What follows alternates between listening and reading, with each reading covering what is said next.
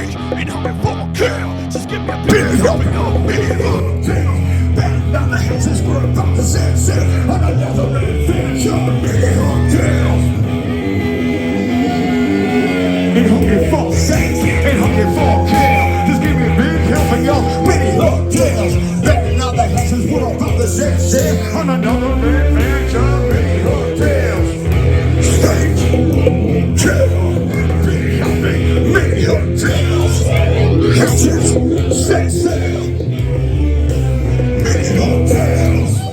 Yeah. I'm Turtle, I'm JJ, and this is Mini Hook Tales Greatest Hits. Wildlife Edition. Check out this.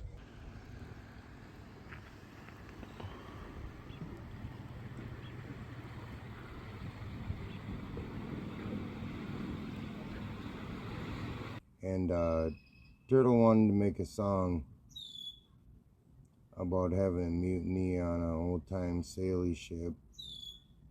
And, you know, Back Down and Stick Up as a song, and the concept became the foundation for Meat Hook as a band. The last day that we were with Aspen, we were headed out and we had to load up all of our gear. We're going out to Station 4, so it's set to be a good show.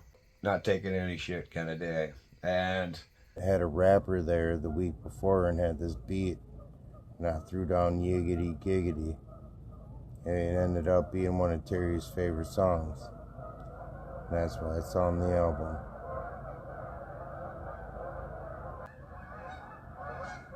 I think the geese will agree. Oh, 2 arrows. What do you see? Pretty badass. Yeah.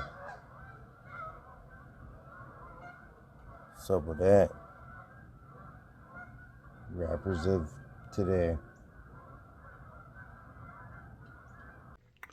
When I started Mini Hook Tales, I'd just been through chemo and I didn't have a hair on my head. Or the rest of his body. You watching Mini Hook Tales Greatest Hits, Turtles Hair Edition.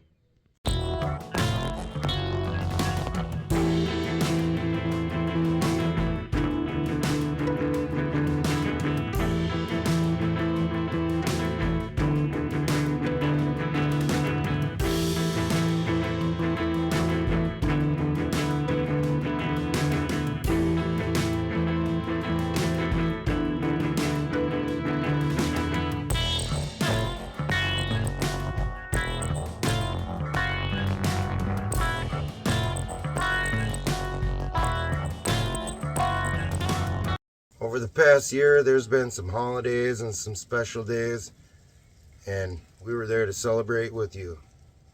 Welcome to the Mini Hook Tales Greatest Hits Celebration Edition. Meep meep. First off, from the Team Hook crew, we'd like to wish you and yours a very happy holidays. Cheers. From our odd click to yours.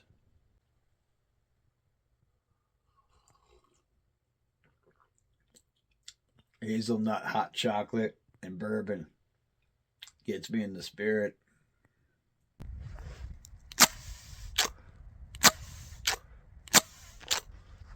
Happy New Year's, Team Hook crew, to all of you.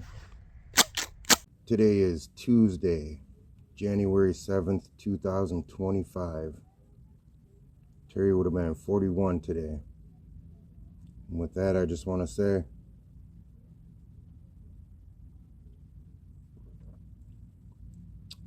watch him go. If we're talking about 24 years of music, we got to talk about instruments, and we ain't playing them in the episode, so you got to imitate them. This is Mini Hook Tales Greatest Hits, Instrument Imitation Edition. That's right. One of my favorite stories from that is Jeff. Jeff always used to tell his story about, yeah, I remember a little kid with a skateboard, and he was like, man, man, man, man, man, man, man, man, man, man, man, man, man, man. picked out all the most annoying and nauseating sounds like thunder crashes and, I don't know, magical and threw everything at it. And Terry came in on the guitar like it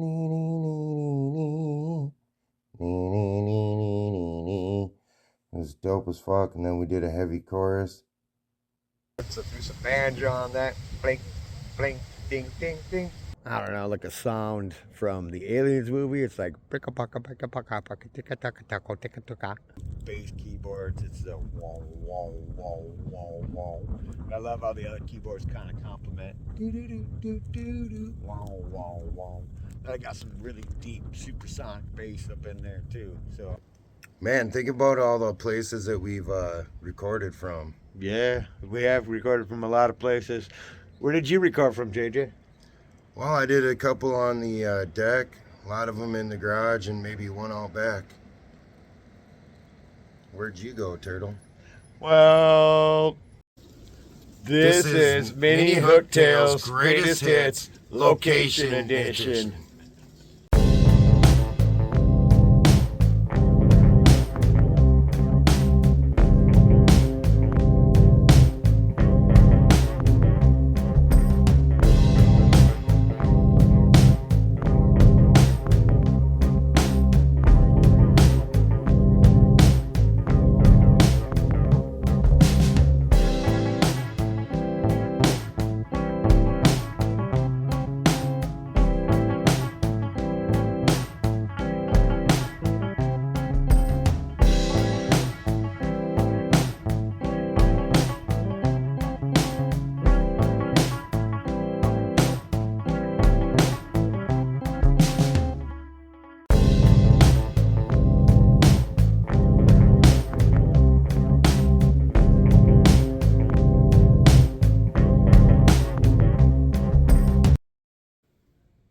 So these next videos are about some of the highlights of our career. You watching Mini Hooktails Greatest Hits Highlight Edition. Kind of led us to the fucking conclusion that we were going to be a metal band and we needed a guitar player. We went over to talk to Terry about it one time in Buffalo when he was living with his ma, and He wanted nothing to do with it. Even got to a point where Terry was in trouble and had to go on house arrest, and he moved into my house so he wouldn't have to miss band practice. Be Hook. Follow the path and good things will come to you. That is the essence of why we got our name, and like I said, it sounds metal as fuck. Pulled the fucking curtain down right when it dropped and it just got brutal. And at that point, there was actually more doobies than people watching us.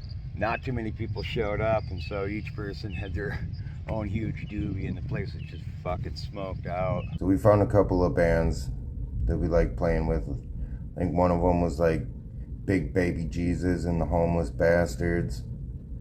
And I think Chloroform Teddy Bear rings a bell. We had one band that changed their name like 2 or 3 times and ended up being Brad Cox and the Red Rockets, which ultimately led to a 420 All-Star reunion, which we will take credit for. You're welcome. It seriously is now one of my favorite songs I've ever written, and I love it. Bye! Possibilities are endless. Now this is actually the very spot that the Back Down and Stick Up Revelation happened. It was about 2001. I was sitting right here, high as fuck on mushrooms. Give me the camera.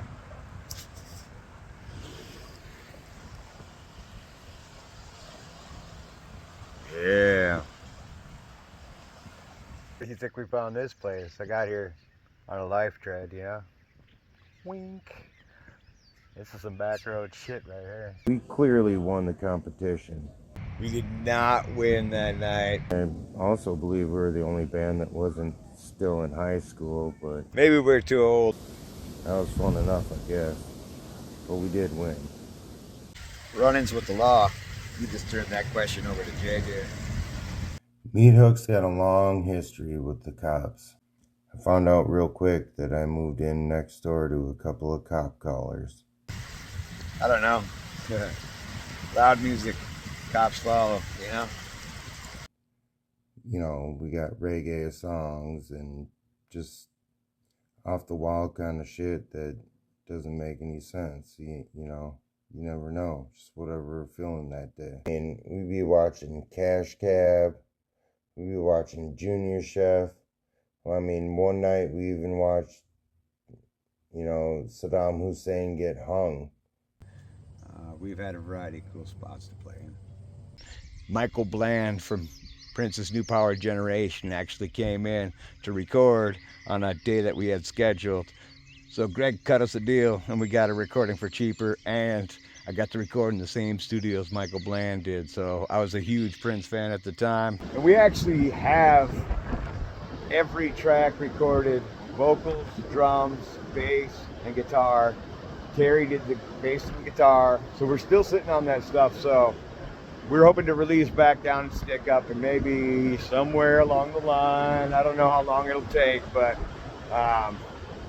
Meat Hook's second album will definitely be coming out, and it's called Born Devout, and I think you'll dig it, man. We're hitting and firing on all cylinders on that third album, so. I just hope sometime it's able to see the light of day. We have to find a good guitar player that'd be willing to help us resurrect some of those old tracks and at least get a recording of it, you know? One of my goals for Mountain Man String Band is like, fuck it, I'm gonna be as inappropriate as possible. You know, I have a more palatable genre of music. Watch me blow it up with horrendous lyrics. People are hungry for Team Hook. Here we are. Well, being in a hip hop band, there's a lot less to move, am I right? A little lighter on the arms. Hold my beer. Motherfuckers ain't won't try and do rap. Best believe JJV gon' do that. Please pardon me, you won't try and boo that. I'm dropping D and I'm gonna do you back. Screw that. Hey JJ, what time is it? It's 8 o'clock. So I mean, I won't change it for the world. I won't switch. Shop down. Plus, it's a song about dancing, and who doesn't like cheers, you know? I think our biggest inspiration for this song would go out to Ted Danson. That's what they felt. I'm trying to infect them motherfuckers with my music. So, Where everybody happened to be. Drum roll on mushrooms. Pura vida, man. Be kind to your neighbors, no matter who they are. Get along with people, get to meet them, look them in the eye, shake their hand, man. We're not the enemy. People aren't the enemy. We got to fight the ideas and the things that are holding us back. after 24 years, I mean, you're bound to have some drama. These are the deep cuts. Check out these Mini Hooktails Greatest Hits, Drama Edition. This is kind of a tearjerker because it's a song about how Della felt abandoned through my divorce with her mom. It was a good show. Too bad it turned out to be our last as a full band. 1 year was the last show we played with Terry. And then the next year was the last show we played for my dad.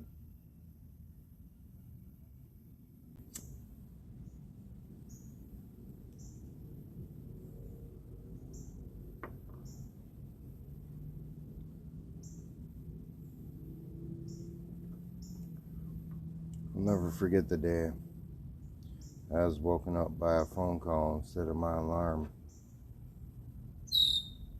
And my mom tells me that Terry killed himself last night. Here's me and this guy, we had about 50 kids together, and all of a sudden he's just not there anymore.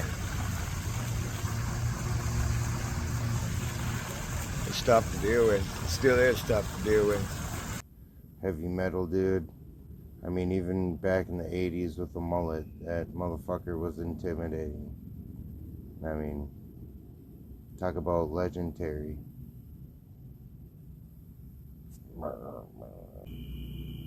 We lost our biggest fan,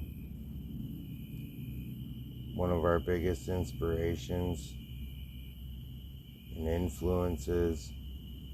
I mean, we lost another big chunk of our life.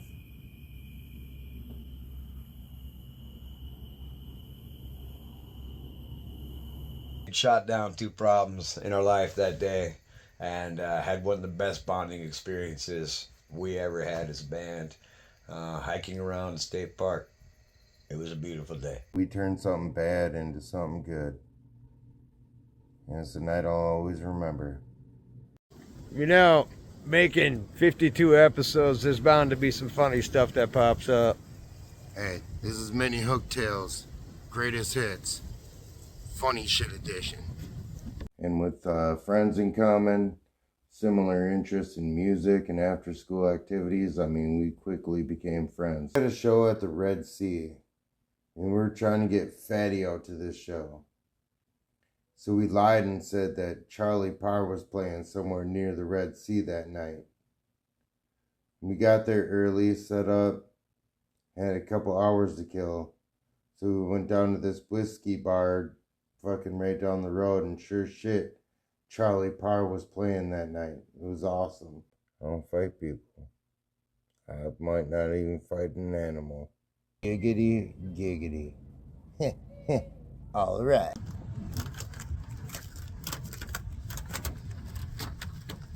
Yeah.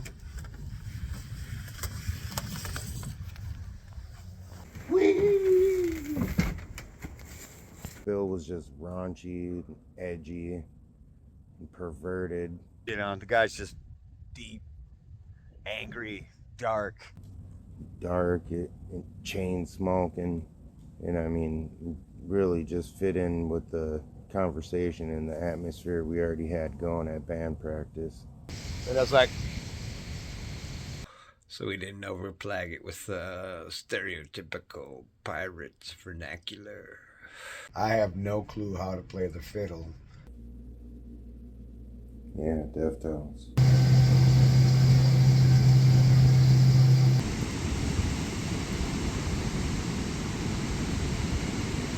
Found it on the internet. I think I web crawlered it, or maybe I Binged it. Or maybe Bing didn't exist. I MSN'd it. I Ask Jeeved it. I don't know, Yahoo'd it. I'm not sure what came first, the meat or the hook, and I don't have permission to use this person's name, so we'll just call him Dave McDonough. I'm not going to use any real names, so we'll just call him Rory Mavenkamp. Corey Craver Pamp. There's Gary Bolts. Let's just call him Jeremy Schultz. He's like a fart in the wind. Now you smell him, now you don't. Use your imagination. The 4th song that we made was Murder Free Mutiny. We're like, you know, how come you didn't tell anybody about this? To the Burning End was To the Burning End. God damn it. I remember going there the night before and getting set up, and Munch even gave me a case of beer as payment. I think we got paid in like drink tickets. Munch even gave me a case of beer as payment. I gave those to JJ. And at some point, he started charging $5 at the door. So at the end of the night, he even handed me a little bit of money. So it was actually our first paying show. I just didn't tell Turtle and Terry. I think we got paid in like drink tickets. Dirt Bar Jam. I don't remember playing anything called Dirt Bar Jam. Oh, you mean Dirt Bar Jam. Oh yeah, we have way too much fun there. Being put on by our good friends Dave and Tristan, who is my mom. I'm not confused. And I mean, it's like going to a 5-star restaurant. I would poop there again. The owner and the operator of Eightfold Path was Greg Burnett, which ultimately led to a lot of break time jokes. Like, hey, Greg, Can I burn it? And on the way back, I ended up taking the corner too sharp and dumping the whole piano in the back of the moving van. So I got all salty and shit. It was pretty funny. You're 25 people to pre-buy tickets to show up to a show. And so JG and I had put together, I don't know, 10 or 12 songs.